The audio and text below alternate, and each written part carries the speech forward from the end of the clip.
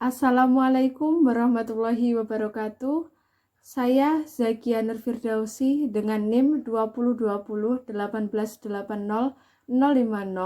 Saya akan menjawab pertanyaan nomor 1 dengan soal perkembangan filsafat positivisme empirisme telah menyebabkan terjadinya penolakan realitas yang berada di luar jangkauan otak, rasionalitas, dan empirisme. Dengan demikian, keberadaan Tuhan dianggap sebagai realitas semu di luar akal dan tidak bisa dibuktikan secara empirisme. Bagian 1A, bagaimana pendapat saudara terhadap pemikiran di atas? Jelaskan. Saat ini manusia masuk pada era modern yang dipengaruhi oleh arus globalisasi. Orientasi kehidupan masyarakat modern adalah lebih menekankan aspek fisik material.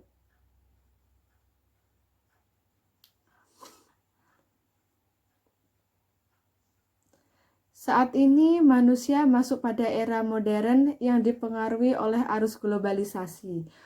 Orientasi kehidupan masyarakat modern adalah lebih menekankan aspek fisik materialis.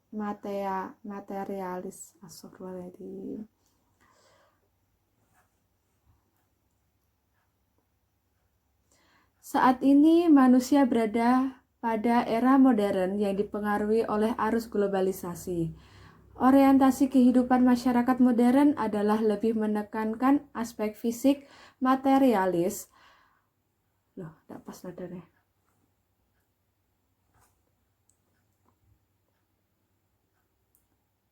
Saat ini manusia masuk pada era modern yang dipengaruhi oleh arus globalisasi.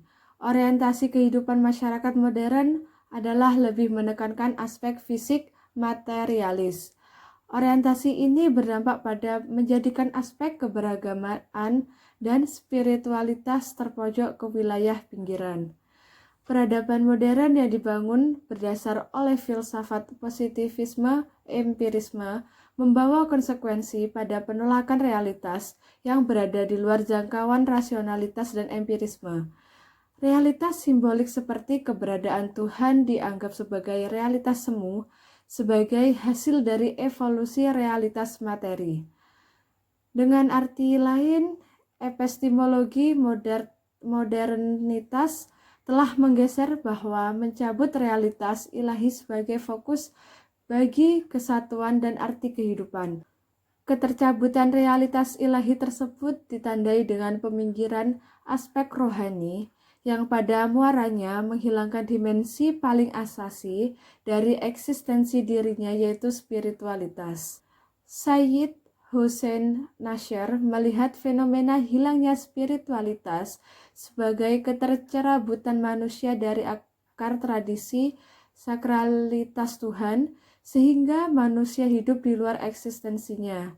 Maka ia akan mengalami kehilangan makna hidup dan disorientasi tujuan hidup. Disorientasi tujuan hidup sering membuat manusia modern terjebak pada budaya instan dan jalan pintas untuk mengejar kesenangan materi dan fisik. Wajar kemudian muncul sikap hidup yang materialistis, hedonis, konsumtif, dan individualistis. Persaingan meraup kesenangan di atas pada akhirnya menimbulkan benih-benih konflik yang menimbulkan hilangnya rasa aman dan damai. Realitas tersebut menjadikan masyarakat modern berusaha mencari dan ingin menemukan kembali kesejatian makna hidup, maka kembalilah mereka pada jalan spiritualitas. Di dunia barat, spiritualitas kemudian berubah menjadi terapi dan kegiatan pelatihan instan yang hanya menyentuh aspek emosional dan empati semu. Kemudian saya akan menjawab pertanyaan nomor 1B dengan soal, benarkah manusia memerlukan spiritualitas atau ketuhanan? Jelaskan. Ya, manusia memerlukan spiritualitas atau ketuhanan. Karena dalam konsep Islam, pengetahuan spiritualitas secara filosofis dikatakan sebagai penguatan visi ilahi, potensi bertuhan atau kebertuhanan. Untuk mencapai visi ilahi yang kokoh, diperlukan proses pengaktualisasian akhlak Tuhan yang ada dalam diri setiap manusia. Untuk itu diperlukan pelatihan jiwa secara sistematis, dramatis, dan berkesinambungan dengan memadukan antara olah pikir atau tafakur wa ta'amul, olah rasa atau tazawuk, dan olah jiwa atau riyadoh, dan olahraga atau rihlah wa jihad. Sejalan dengan itu, Sayyid Hussein Nasir menawarkan terapi spiritual bagi masyarakat modern yang galau dan terasing dengan mendalami dan menjalani praktik tasawuf. Sebab tasawuflah yang dapat memberikan jawaban-jawaban kebutuhan spiritual. Dalam pandangan tasawuf, penyelesaian dan perbaikan keadaan itu tidak dapat tercapai secara optimal jika hanya keadaan lahir. Karena kehidupan lahir hanya merupakan gambaran atau akibat dari kehidupan manusia yang digerakkan 3 kekuatan pokok yang ada pada dirinya, yaitu akal, syahwat, dan nafsu amarah. Tasawuf mengandung prinsip positif yang mampu mengembangkan masa depan manusia seperti melakukan introspeksi atau muhasabah, baik secara vertikal kepada Allah SWT maupun secara horizontal kepada sesama manusia. Prinsip positif lain adalah selalu berzikir kepada Allah SWT sebagai sumber gerak, sumber motivasi, dan sumber nilai yang dijadikan acuan hidup. Tasawuf mempunyai peran atau tanggung jawab yang sangat besar dalam spiritualitas seseorang. Spiritualitas merupakan puncak kesadaran ilahi menurut Saifuddin Aman dalam tren spiritualitas milenium ketiga.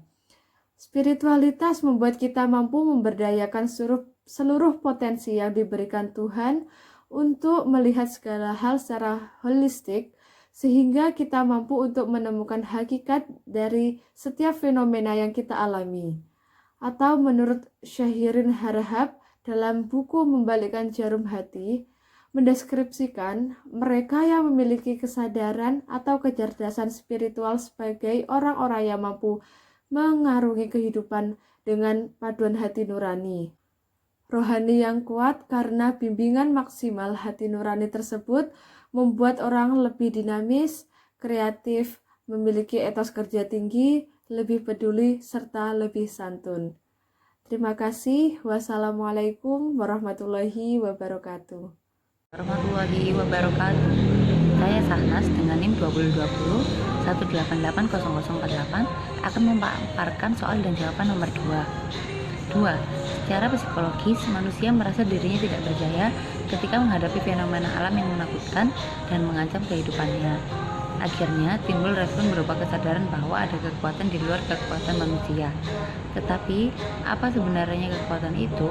Bisa Tuhan, bisa berhala, bisa hantu, bisa roh jahat, dan lain-lain. Sebagai seorang akademisi Islam, bagaimana seharusnya meluruskan realitas kejiwaan manusia tersebut? Jelaskan. Adanya respon berupa kesadaran bahwa ada kekuatan di luar kekuatan manusia itu adalah hal yang wajar. Akan tetapi, sebagai akademisi Islam, kita harus percaya bahwa semua yang terjadi di alam ini adalah atas izin Allah Subhanahu wa taala. B. Ibnu Sina, seorang medisin dan filsuf, membuat perspektif tentang Tuhan. Jelaskan pendapatnya. Tuhan sebagai wujud murni, pure being, merupakan asal dan pencipta segala sesuatu. Maka Tuhan lebih awal dari alam dan bersifat transenden. Ibnu Sina juga berpendapat sesuatu yang being, wujud al-wujud bidatihi, ada pada diri Tuhan, tidak berdasarkan kekuatan lain dalam being, maka ini merupakan pertanyaan yang salah dan tidak mungkin wujud melakukan tindakan dengan wujud yang lain. Jadi, wujud Tuhan berdiri sendiri dalam zatnya yang akan selalu eksis. Pandangannya tentang wujud Tuhan merupakan wujud niscaya, wajib al-wujud, atau Tuhan yang tidak bisa tidak ada. Karena esensi dan wujudnya adalah hal yang sama. Wujud adalah esensinya dan esensi adalah wujudnya yang memiliki self-subsisten. Sedangkan semesta dan segala sesuatu yang ada di dalamnya merupakan wujud mungkin dan secara metafisik tergantung kepada wujud. Niscaya dan mungkin, wujud-wujud tersebut terdiri dari dua macam. Yang pertama, wujud yang sekalipun mungkin dalam dirinya sendiri dijadikan niscaya oleh wujud niscaya. 2. Wujud yang sama sekali mungkin tanpa ada sifat istilah yang dipasangkan padanya seperti malaikat yang abadi akibat abadi dari Tuhan. Sekian pemaparan nomor 2 dari saya. Wassalamualaikum warahmatullahi wabarakatuh. Assalamualaikum warahmatullahi wabarakatuh. Perkenalkan, nama saya Roni Dayat dengan NIM 2020188089. Di sini saya akan menjawab pertanyaan 3A dan 3B dan 3C. Pertanyaan 3A, jelaskan dengan dalil kenapa bahwa Islam sebagai agama universal, karena ajarannya yang mencakup seluruh aspek kehidupan manusia yang berlaku di setiap tempat dan masa. Dalam surat Saba ayat 28 yang artinya, tidak kami mengutus engkau Muhammad melainkan untuk seluruh umat manusia sebagai pembawa berita gembira dan sebagai pembawa peringatan, tetapi kebanyakan manusia tidak mengetahuinya. Selanjutnya pertanyaan 3B, bagaimana sikap kita terhadap pemeluk agama selain Islam? Jelaskan dengan dalil. Sikap kita selalu menghargai, berlaku adil, objektif dan primitif kepada orang-orang yang memiliki pendapat, keyakinan, asal-usul etnis atau ras yang berbeda dengan kita. Dalam surah Al-Mumtanah ayat 8, Allah tiada, yang artinya Allah tiada melarangmu berbuat baik dalam urusan dunia dan berbuat adil kepada orang-orang kafir yang tiada memerangimu karena agamamu, dan tidak pula mengusir kamu dari negerimu. Sesungguhnya Allah menyukai orang-orang yang berbuat adil. Selanjutnya saya akan menjawab pertanyaan 3C. Apa yang dimaksud dengan Islam wasatiyah atau Islam yang moderat? Islam yang moderat adalah seorang muslim yang tidak memperlakukan agama mereka laksana monumen yang beku, namun memperlakukannya lebih ke dalam suatu kerangka iman yang aktif dan dinamis, sehingga seorang Islam yang moderat akan sangat menghargai berbagai macam pencapaian yang diperoleh dari sesama muslim di masa lalu. Namun mereka juga tinggal di zaman sekarang. Assalamualaikum warahmatullahi wabarakatuh. Perkenalkan, nama saya Muhammad Arik Rahman, NIM 2020 1880046. Baik, di sini saya akan menjawab pertanyaan soal UTS Pendidikan Agama Islam, tepatnya nomor 4. Langsung saja saya akan menjawab pertanyaan nomor 4 bagian A terlebih dahulu, yang terkait dengan Al-Quran sebagai hudan, yang mempunyai makna sebagai petunjuk yang lurus bagi kehidupan manusia. Dan di dalam Al-Quran itu terdapat aturan, ketentuan, dan petunjuk dalam bentuk tuntutan maupun larangan, baik hubungannya dengan Allah Subhanahu wa Ta'ala dan hubungan sesama dengan manusia. Al-Quran juga menjelaskan bahwa apabila manusia mengikuti petunjuk dan batasan-batasan yang telah ditentukan Allah Subhanahu wa Ta'ala, maka selamatlah kehidupannya di dunia maupun di akhirat. Jadi Al-Quran sebagai hudan merupakan petunjuk yang benar bagi kehidupan manusia yang menuju pada ketakwaan pada Allah Subhanahu wa Ta'ala. Dan Al-Quran akan menjadi petunjuk apabila dibaca dan diamalkan. Baik, selanjutnya saya akan menjawab pertanyaan nomor 4 bagian B terkait dengan Al-Quran sebagai asyifa atau obat hati, yang bermakna sebagai penawar dari penyakit yang ada di dalam dada atau hati, berupa penyakit syahwat yang telah menghalangi ketundukan pada syariat Islam, dan penyembuh dari penyakit syubhat yang telah menggerogoti ilmu dan keyakinan manusia. Karena dalam Al-Quran terdapat nasihat dan pelajaran, motivasi dan gertakan, janji dan ancaman. Dan juga di dalam Al-Quran mengandung nilai yang meyakinkan untuk menghapus setiap kerancuan syubhat, dan juga mengandung nilai nasihat dan peringatan yang menghapuskan setiap syahwat yang menyelisihi semua perintah Allah Subhanahu wa taala. Jadi Al-Quran sebagai as-syifa merupakan penyembuh dari apa yang ada di dalam hati dan jiwa manusia, baik berupa syahwat dan syubhat. Baik, selanjutnya saya akan menjawab pertanyaan nomor 4 bagian C yang terkait dengan kriteria hadis yang bisa dikatakan syahih. Langsung saja, yang pertama adanya ketersambungan sanad, yang berarti setiap perawi bertemu antara satu sama lainnya. Yang kedua, adanya perawi yang adil, yang bermakna meneliti satu persatu biografi perawi yang berkaitan dengan muru'ah atau nama baik. Yang ketiga, adanya hafalan perawi yang kuat, karena hafalan perawi juga perlu diperhatikan. Apabila hafalan kuat, maka kemungkinan besar hadis tersebut bisa dikatakan syahih. Yang keempat, tidak adanya syadz.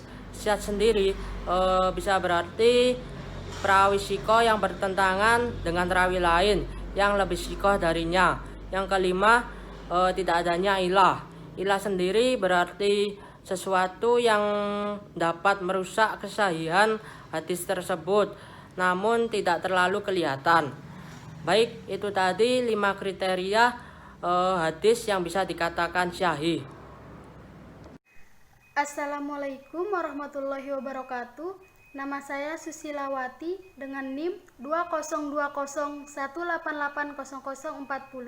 akan menjawab pertanyaan nomor 5 bagian A dan B.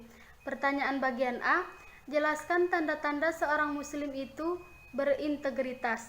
Jawabannya adalah integritas merupakan bersikap teguh dan konsisten dalam menjunjung tinggi nilai-nilai dan prinsip keyakinan baik dalam pikiran, perkataan, maupun perbuatan.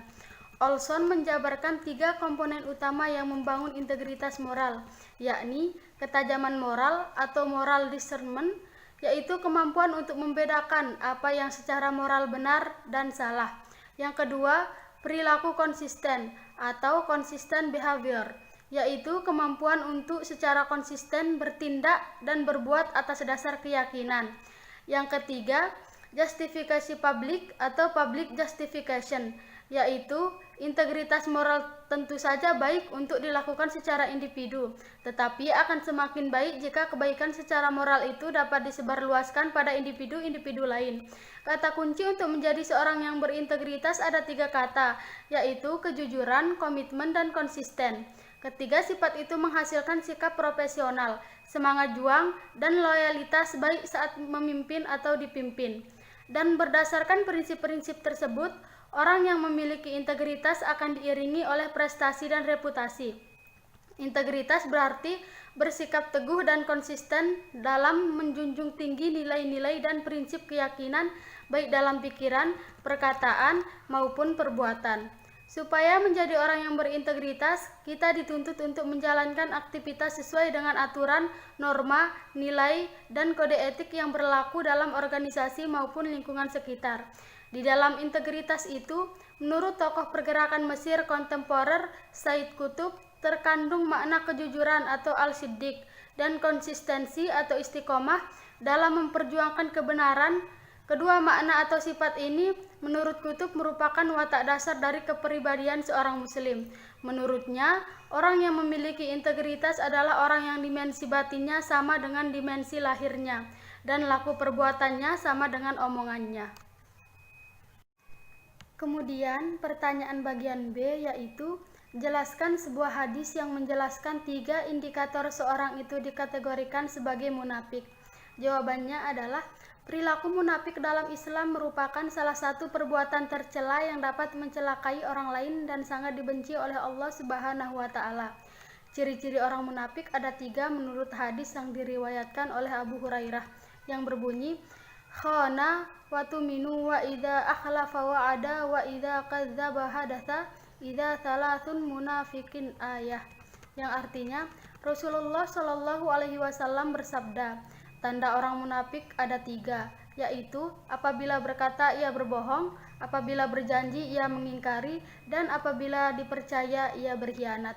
Berbohong dalam berucap merupakan ciri pertama orang munafik.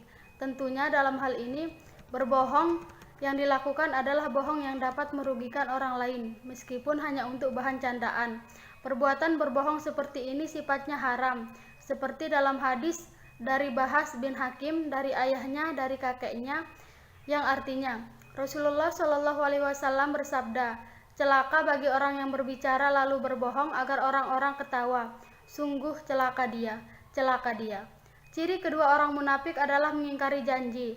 Sangatlah penting bagi kita untuk selalu menjaga lisan, apalagi dalam mengucapkan kata janji. Janganlah mengucap janji apabila kita tidak tahu dapat menepatinya, karena janji adalah sama dengan utang yang harus dibayar atau sumpah yang tak boleh dilanggar. Sebagaimana Allah Subhanahu wa taala berfirman, "Mas'ula kanal ahda inna bil ahdi wa aufu."